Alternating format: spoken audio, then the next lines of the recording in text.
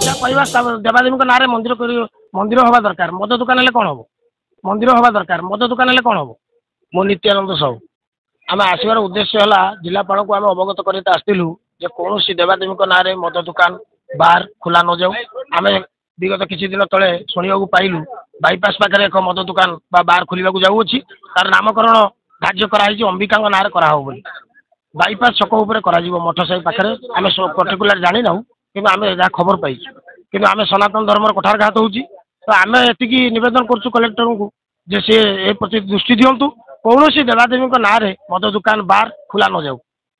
आगामी दिन में शह शह कीर्तनिया सनातन धर्म प्रेमी मैंने आसी आम बाबद बड़ धरण विरोध करूँ आज सार को कलेक्टर को आसिक आम अवगत कर गलु जदि या प्रति दृष्टि न दियंती विशाल समावेश हम भद्रकर शह शह कीर्तनिया आसी गणधारणा देवे कलेक्टर विषय